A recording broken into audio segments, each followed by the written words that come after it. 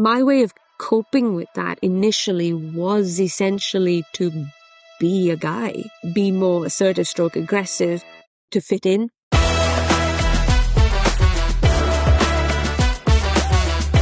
Monisha Gower. This is STEMazing. I was born and brought up in Nigeria. I come from a family of 4 girls and a brother. Unfortunately, I lost my mum when I was 9 years old, and I was then raised by my dad and my mother's mother, so my grandmother. And my older sister, who was 4 years older than me, very much took on a maternal role. So I have a lot of gratitude for her sort of stepping up in that space. But yeah, I grew up in Nigeria, coming from an Indian cultural background, growing up in Africa, sort of the merging of 2 very different but similar worlds.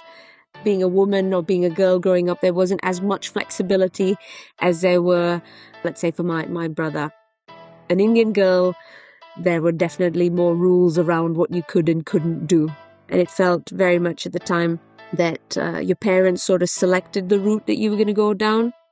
I rebelled. I wanted to be an engineer, and at one point in time, I was being told that I couldn't. I pushed back hard, and whilst I was away from home at university, I changed the degree that my father registered me for and decided to go for electrical engineering. My dad and I didn't speak for quite some time, but when my first set of grades came out in the first year of university, he was super thrilled and super proud of me, and we started talking again. And since then, it's been an amazing career and journey.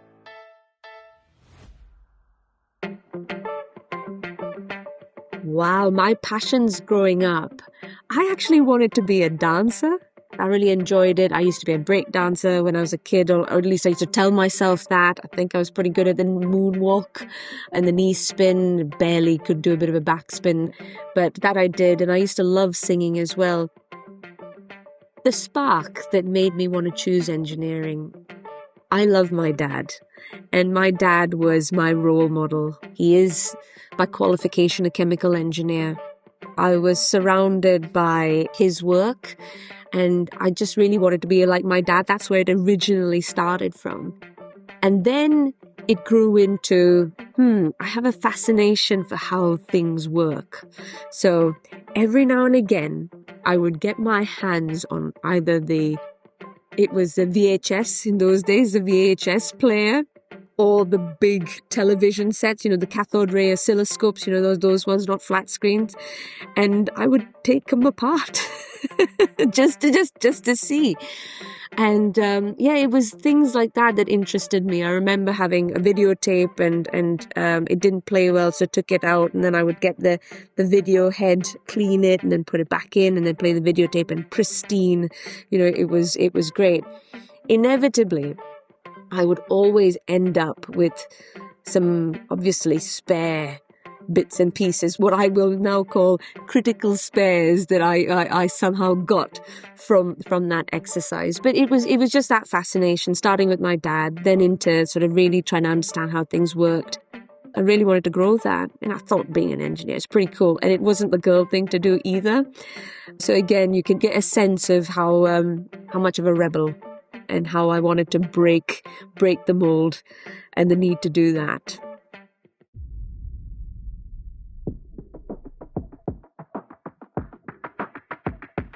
It's a real strange one because it was my dad that encouraged me in my work ethic. My dad's a workaholic. And when I used to be on, let's say, school holidays or something like that, I think he would encourage us to be productive rather than just sitting at home and watching TV. So he gave me, really great opportunities to come and work and get experience in the factory that he ran. I'd spent one summer in the mechanical workshop, learning how to use lathe machines and grinding machines and all sorts of things. And then another summer I spent in the electrical workshop where we rewired a big machine that they've got. There was that encouragement to be productive and do something, but also almost that cultural thing from a parenting point of view that says, no, women go down this route as opposed to another. So that experience And my goodness, I was just, I was a difficult employee, or let's say a work placement student. I wanted to jump on top of the plastic molding machines, and that was not a culturally accepted thing for females to do in Nigeria either. I remember I wanted to climb a ladder to fix a light bulb, but you don't do that sort of thing. Or I wanted to climb on the machine to start fault finding and fix things, and you shouldn't do that thing. I remember going to my dad and saying, well, I'm going on strike then. If I can't do what the boys do, then I'm going on strike. And I did. And this is me, just one lone person going on strike. I'm not coming into work. And then he finally sort of let up. Not because I was, a key part of the team. I think he might have found it funny. But I came back and I got my way, and I was up on the machines and I was up on the ladder, to the onlook of some of the male workers there, just feeling culturally this was not the female thing to do. But then they got used to it. So being able to do that, I guess, gave me the drive to really just continue pushing the boundaries. Because when you don't push, you don't get.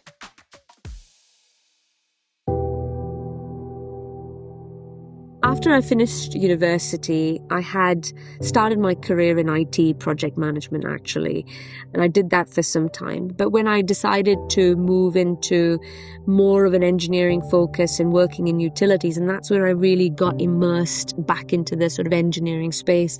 I think some of the challenges, being a very male-dominated, this is construction, this is project management in construction, it's utilities, and being in that environment, I guess my way of describing that, you got handled with kid gloves almost.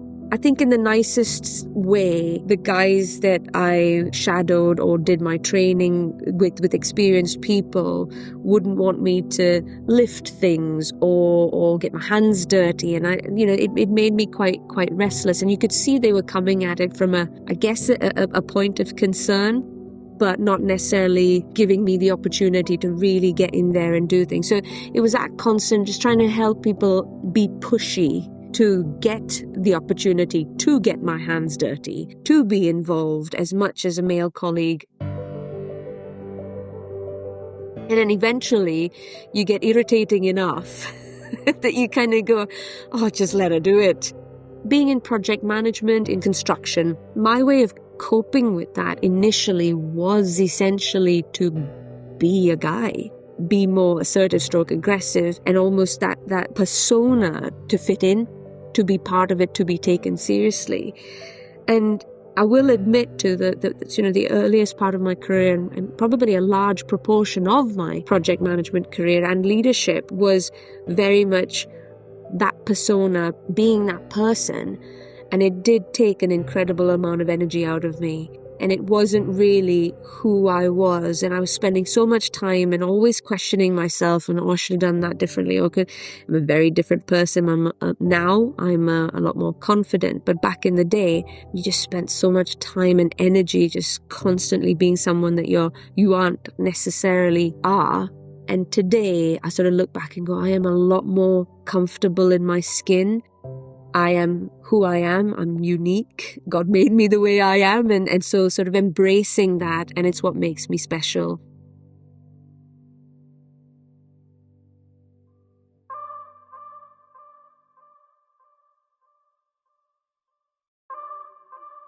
How I stayed motivated was by really trying to drive as much success as I could. I deliberately took on the projects that I would sort of classify as the hospital passes, like nobody wanted or I could see failing, and I put my hand up and go, right, I'd like to do that. And so I was able to establish my credibility to be able to turn around those sorts of projects and be the go-to person. And that motivated me. So success breeds success. But then at the same time, I look back today and go, I delivered the what, but did I do the how properly? Did I bring people on that journey with me, or was I like a bull in a china shop, almost trying to get my way? And to a certain extent, I think there was a balance of that, but I've learned stakeholder management. I've learned those softer skills. I've learned to be able to actually bring more of myself to the table and get people alongside you to achieve the results. But there have been periods in my career where I've had failures as well, and that really hit. That really hit more than anything else, because my whole identity was sort of built up around that. But that teaches you resilience as well, doesn't it? Well, how did I look after myself throughout all of this? I think in my early career, it was just sheer workaholic willpower. Work was very much my whole identity.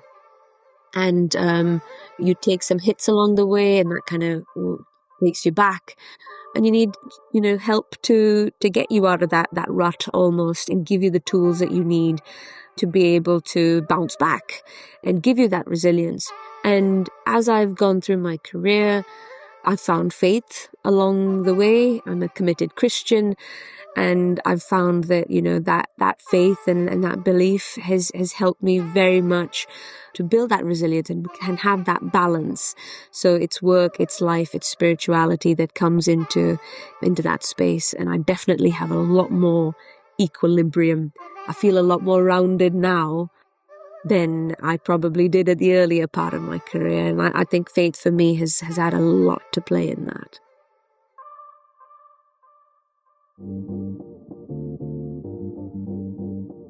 What unique perspective can women bring to STEM? When I reflect on trying to be more of a guy in a man's world, what sort of attributes did I bring to that space? And I emulated most of my male colleagues, or what I saw was a means to success. And evolving to the person that I am today, the leader that I am today, having gone through the engineering field and being more of myself, and as a female and a woman, which the traits that I value there is a softness, there is an empathy, there is a considered way of looking at things that I think women bring to that table. And I'll give you a perfect example here. So men in construction, we have predominantly male labor, engineering, all of that. And we have accidents in constructions, and there's a sense of complacency and this sort of the superhero effect of having done things the same way again and again and again. Women, because we're still in the process of trying to break into that sector and being given those opportunities to drive heavy plant and machinery and look at big architecture or construction or whatever it might be, we're a lot more considered and careful and, dare I say it, nervous about getting it wrong. So you slow down, you consider, you're very deliberate in how you approach things. So inevitably the quality goes up and the safety standard goes up with it as well. What am I passionate about engineering and in my career? I wouldn't say that I am a practicing engineer, but what I have is an engineer's brain. What I love about having that ability and being in and amongst engineering, construction, design, all of these things that are fundamentally built around STEM is innovation.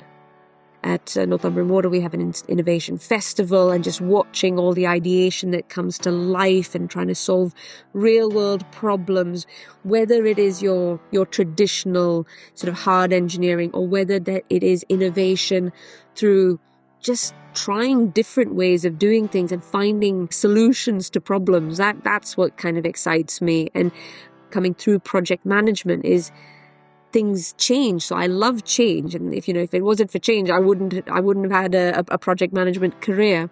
But bringing all of those things together, it is around innovating and just trying new things.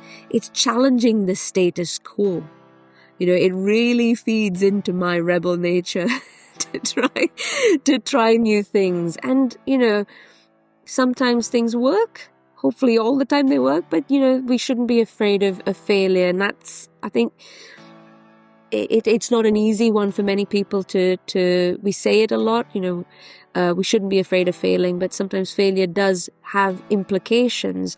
And so there will always be that fear of failure. But as long as you go in with eyes open and you've got ways of mitigating the impact of that failure, I think that will definitely set you up for success. What do I think can be helpful towards promoting an inclusive environment? I think about things in the engineering space, in the construction space. What I think young women today, or whether it's gender, whether it is ethnic minorities, they need role models. They need to see leaders who are authentic, being empathetic, driving results whilst also being fair. Role modeling for me is an absolute thing. Being able to create an environment where people are encouraged to speak up, are encouraged to give their contributions rather than feel fearful or nervous about sharing.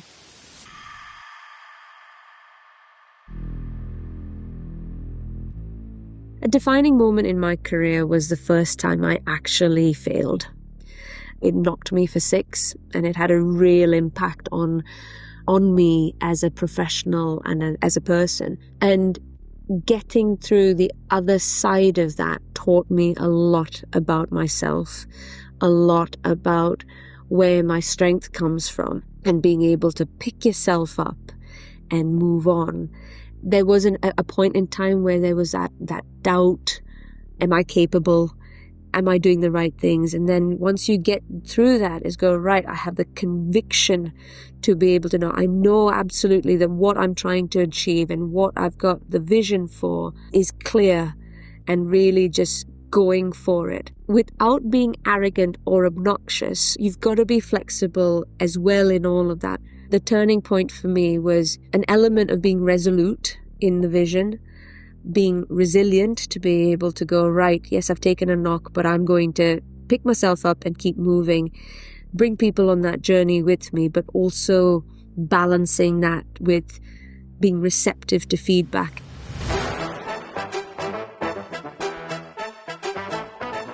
My advice to anybody that is questioning whether they've got the capability to be an engineer, I would say, don't put yourself down. You need that self-belief. It's so important to be kind to yourself. If you constantly, or if you're telling yourself that you can't do it, well, guess what? You can't do it. But if you encourage yourself and you say, yes, I can, and be positive and go with the ambition to learn, go with that sort of learning mentality, that growth mentality, you can absolutely do it.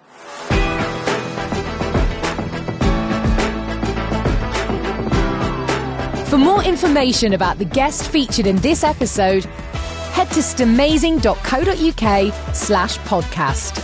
And to join the inspiration and inclusion revolution, just visit stamazing.co.uk. With thanks to Alexandra Knight and our production team at What Goes On Media. This is Stamazing.